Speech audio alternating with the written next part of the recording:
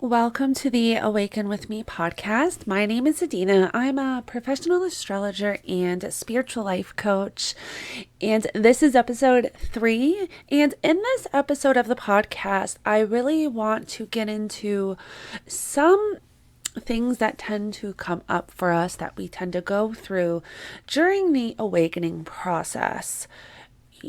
Discovering programs from childhood or the stories that we tell ourselves, certain things that we come to realize have played out in our life, in our relationships, in our career, or, every aspect of our life. Really, I want to get into all of that because we have a lot of upcoming energy astrologically.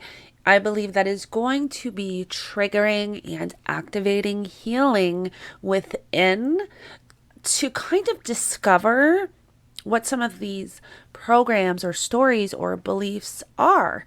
And so I really want to get into all of that in this episode. So if you align with my energy and you enjoy my content, don't forget to subscribe and like this video, and don't forget to hit the post notification bell so that you can get notified every time I upload a new episode, brand new episode. So let's get right into it. It's really interesting because when you have an awakening, you start to see life, you see yourself, you see life, you see your surroundings, your environment, your family, your friends, like literally everything with brand new eyes. It's really fascinating, and that is the essentially what the awakening is. I guess you start to see things completely different. So you start to realize, most of the stuff that you were taught or told growing up isn't real, isn't true, or in fact, doesn't even exist, or is just completely different. And this is with so many things, right? I mean, I don't think a lot of us, maybe some of us, I don't want to even say that. We have our own programs, you know, based on, and it depends on our environment we grew up in, our parents, our teachers, our community, our friends. We are all programmed in some way. And one thing I find really interesting is that, you know, if you, for example, like you could grow up in a family that kind of makes you feel like, well, you have to watch your surroundings, everybody is evil or this or that. And we grow up thinking that, the majority of the population is evil, or we always have to watch our back, and I'm not saying that you don't, because yes, there are some evil people in the world. But I recently watched a documentary about a social experiment, and they placed, I believe it was New York City, and they placed wallets all around the city, and 80% with the ID and money in the wallet, and 80% of the people actually received their wallets back because the people called them. So only 20%. And I thought about that because I know for myself growing up, I would have thought it would have been the other way around. Just because of my own programs that I have from my family, from my, obviously once I woke up and started my awakening journey, I started realizing, all of these programs. But I even remember that documentary kind of had me remembering, like growing up, even my teenage years and in my 20s, until I kind of woke up, had my awakening journey, started my awakening journey. I would have thought it would have been like 20% because I was just kind of programmed to think that the majority of the people, just look out for themselves or don't really care or love. And I like to think that we've been programmed that way, and the average human actually wants human connection, love, happiness, abundance, and genuinely has empathy and compassion. I know that there are some out there that don't, and I think a lot has to do with just society nowadays as well, and social media and kind of everything that we are around. I think that has really infiltrated our energy in a sense. I think that that has really contributed to, for example, like personality disorders and things like that.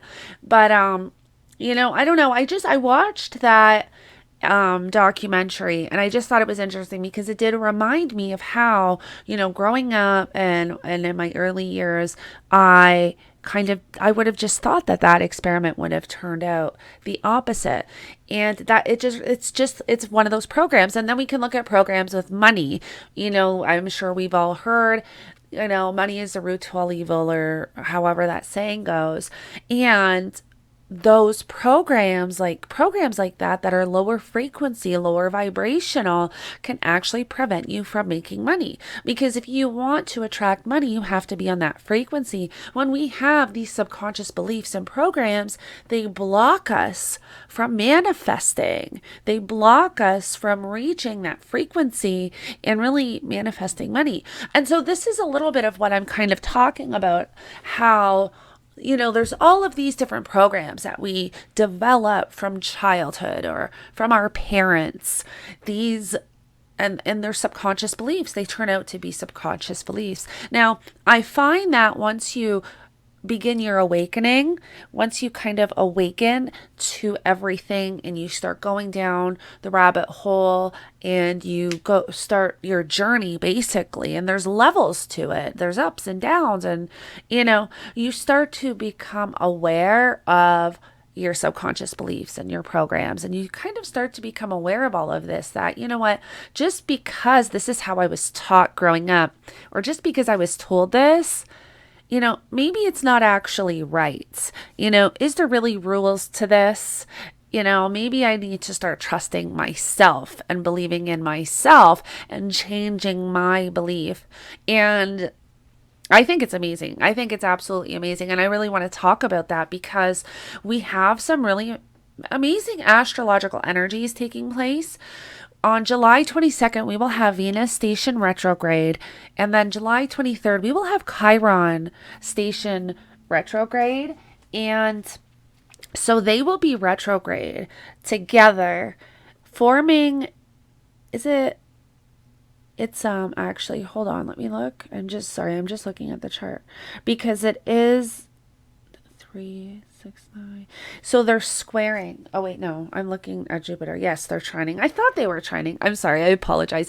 I'm actually looking at the chart as I'm recording this, but Venus and Chiron are both going to be retrograde, meaning that this is an amazing opportunity for going within, really like reprogramming wounds, vulnerabilities, traumas, reprogramming your belief systems, reprogramming your programs. And so this is just amazing supportive energy to really do that. And Chiron will be retrograde from July 23rd to the end of December 2023. And Venus will be retrograde from July 22nd until September 3rd. Yes, September 3rd, 2023. So Chiron will be retrograde a lot longer. And really how this speaks to me is that while Chiron and Venus are retrograde together, this is when that kind of realization of what needs to be programmed and the beliefs and what you really want, the energy that you really want to rework, redirect, reevaluate, reprogram. That is when it will kind of come to your awareness. And then once Venus stations direct and Chiron is still retrograde, when Venus stations direct, it will almost be like, I know the direction I need to go. But while Chiron is still retrograde, it's like moving through the healing process, if that makes sense. So I just thought it was interesting. I was looking through the charts last night, looking all through, even into, I was getting into the energy for 2024, which is crazy energy, and I will be making a video about that, so make sure you watch. I want to give you guys a heads up of what we have coming in 2024. But with this Venus Chiron energy, it is just an amazing time to go within, really discover these programs. And like I said, there can be all different kind of subconscious beliefs, right? You can have beliefs around relationships, even honestly, like beliefs around yourself, your self-love, your self-worth. One thing One thing I realized through my journey was that I suffered from abandonment issues, and I suffered from I was codependent. And so this was really interesting because I didn't even kind of realize that until I got into my 30s. I have a lot of fixed energy in my chart, and so I'm pretty stubborn. I like to think I'm very, strong-willed. I just keep going, going, going. Well, you know what? When you go 30 years and you never heal from anything, and and you just keep pushing through, it doesn't work out so well because it's like energetic baggage. It's karmic cycles, and it keeps repeating and repeating until you heal, until you face it. And so that was a whole other journey for me. But that was, I realized through that process some of the subconscious beliefs and programs that I had about myself, where I wasn't really taught to fill my own cup up. Like, I didn't know how to validate myself. I didn't know how to love myself. I didn't know how to give myself and take care of myself first before everyone else. I put everybody else before me because, yes, I am an empath, but also I was raised that you were kind of supposed to do that. My grandmother put her husband first, her children first, and never really got herself and took care of herself last. If she needed a pair of pants, the kids were taken care of, the husband was taken care of, and then she would take care of her. And that's how I was raised, that's what you do. You put your husband first, you put your children, and then you take care of yourself, which it's not supposed to be like that. You have to take care of you. And I wasn't raised that way. I didn't even know anything about that until I started my journey. So that was a whole learning process for me.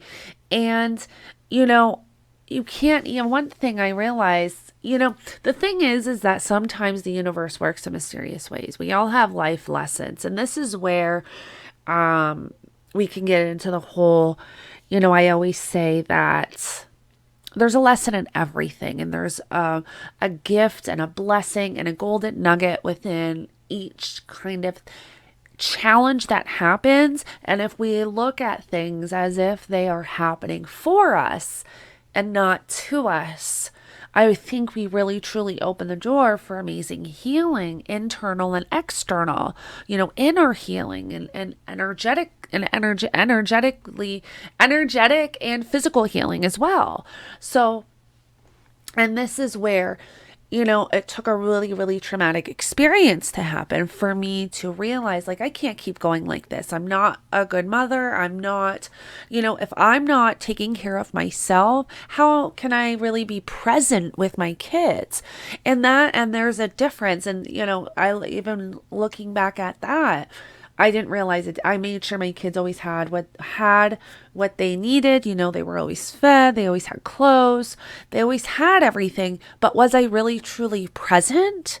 Because if I was struggling mentally, emotionally, physically, depressed, going through my own shit, could I really have been present? Kids pick up on that. And so, and I had to release a whole bunch of guilt from that as well. I mean, it's been a process. I'm so grateful and thankful that I went through that now, because it's made me who I am. I am so much wiser now. I mean, it's just, and this is why I say, like, if you can really look at these experiences that happen to you as blessings, in a sense, blessings in disguise, find the reason why is this happening? Like, what am I supposed to learn from this experience? What am I supposed to gain? If you can look at these experiences in that way, like, you really truly open the door for amazing healing, amazing wisdom and knowledge and growth, like growth on a soul level. It's just an amazing experience. And, like, so looking back at, my whole journey, I wouldn't change anything. And I've gone through some pretty, rough stuff, but it's got me to where I am. And I would not have had my, major awakening. Even I was away. I've had like a few awakenings, but like my huge shift was after my toxic relationship, after I healed, after I started focusing on myself and really doing the inner work. That's when I really had an energetic shift, and where I started really being able to tap into the energies around me, and everything was just different, and it's been different ever since. And that is even when I had this really powerful healing meditation, and I came out having nothing but love almost for my ex. All of the stuff that he had put me through, all of this stuff that had happened, I had this, it's like after this really intense, powerful healing meditation, I came out with this understanding like, oh, I know why that happened. I had nothing but love and gratitude for him because I know he was put in my life for a reason. I believe he was a karmic relationship, absolutely, because I believe that karmic relationships are put in our path to wake us up for a reason. There's something we have to learn from them and essentially wake up. And I mean, if you really look, how many people really wake up from toxic relationships? It seems like a lot. Just from my own personal observation, it really does seem like a lot of people do wake up from toxic relationships. And it's not even to say, and you know, you see a lot of things about twin flames and all of that. I have my own theory on twin flames. I do believe in karmics. And I just think that karmics are really put on our path to wake us up to something. And maybe they're supposed to wake up too, but we all have our own choice, right? We all have our own journey.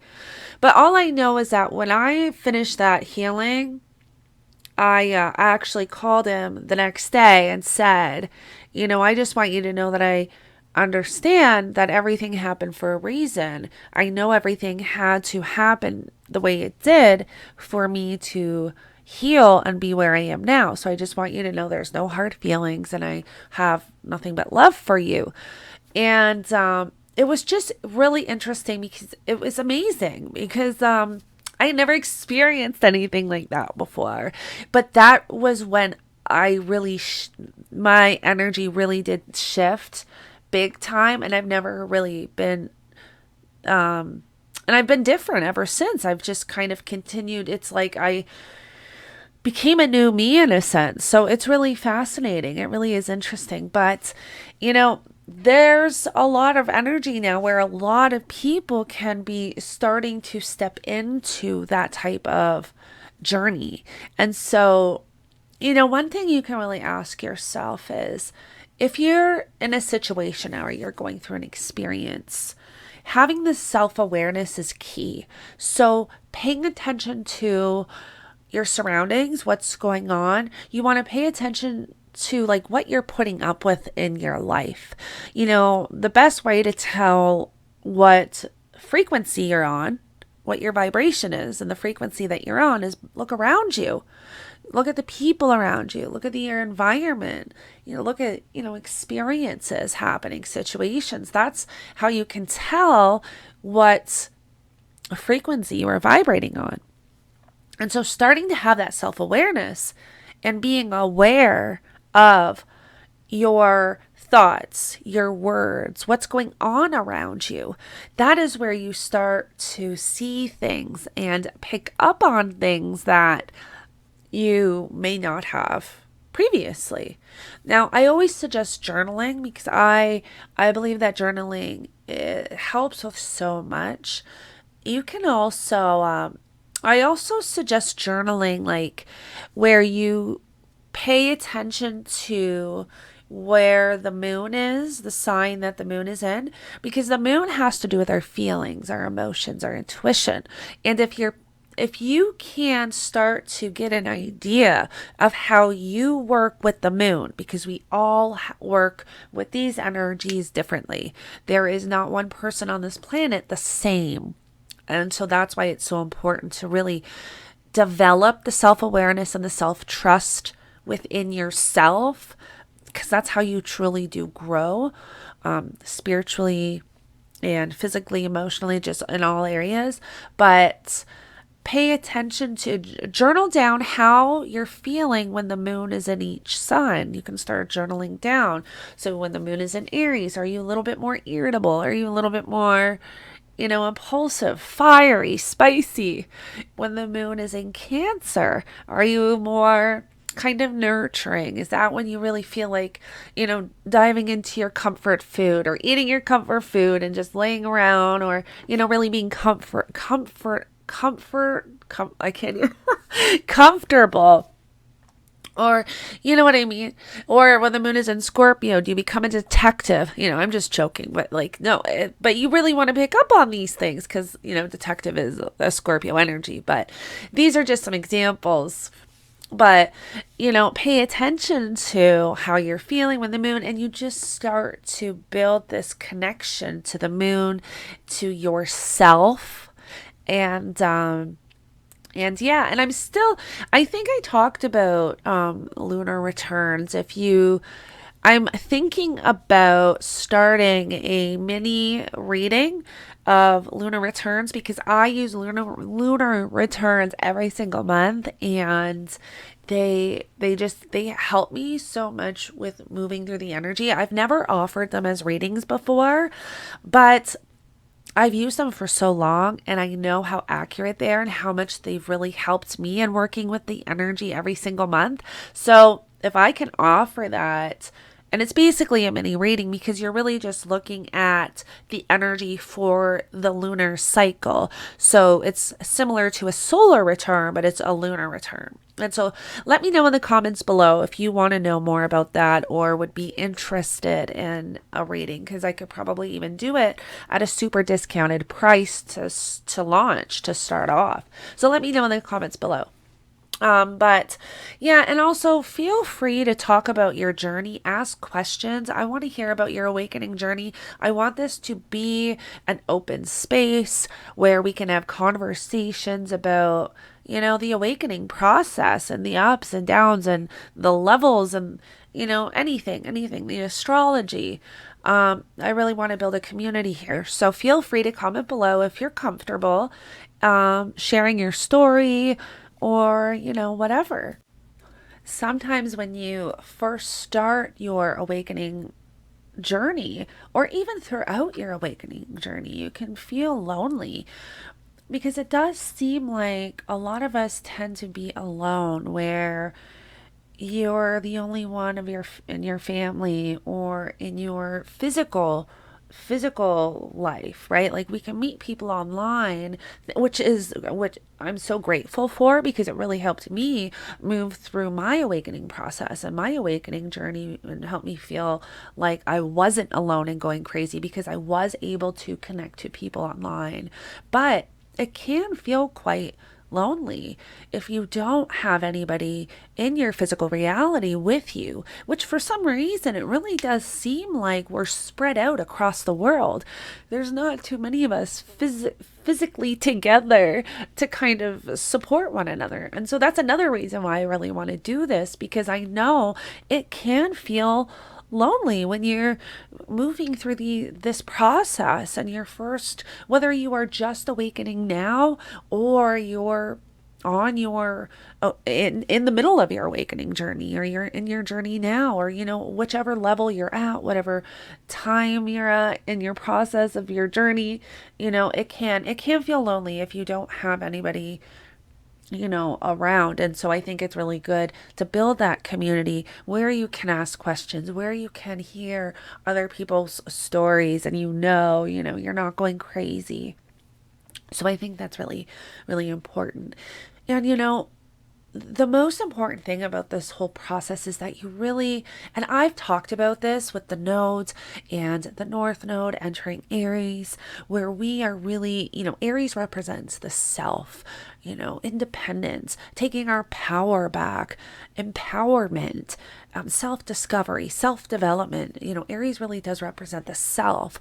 And so with the North Node entering Aries, having Chiron in Aries, and all of these other coinciding energies happening at the same time, we are really moving into this new journey collectively where I think you will start to see a lot of people stepping into who they truly are. And I've mentioned this in a lot of my other videos, and I believe it holds true. I believe that, I really do feel it on a soul level and just intuitively that a lot of people will start to be, if you haven't started your awakening journey, people will definitely be starting their awakening journey with the North Node moving into Aries. And so I think it's so important for everyone to just like step into their true self and build a community, help each other out, start talking about your awakening journey and just coming together and finding your soul tribe. I think that we are just coming into this time. I think we've been in this time, but I think that with the astrological energies, there's going to be like a real push into, this time. If you've just been kind of sitting on the fence or watching from the sidelines, I think this is where you get almost kind of pushed into it karmically, because the nodes represent our destiny. It's very fated energy, very karmic energy. And so I think that we are coming into some pretty amazing times. I think that they can be challenging because where there's transition and transformation, there is always that challenging aspect to it. And that's why I really want to talk about this and bring awareness and cover as many aspects of it as I can to help you all through the process because like I had mentioned before, when we can see the golden nuggets within each experience, which the life lesson, the blessing in disguise, that is where our gifts are. Those are the blessings in disguise. That's where our gifts lie within that challenge. And so I think that is so important to kind of hold on to and remember. And so that's pretty much all I really wanted to get into in this episode. I really wanted to cover that because of the energies coming in. And yeah, so I would love to hear in the comments below. Thank you so much for joining me in this episode. Don't forget to like and subscribe and hit the post notification bell so that you can get notified every time I upload a new episode. And I will connect with you in the next one.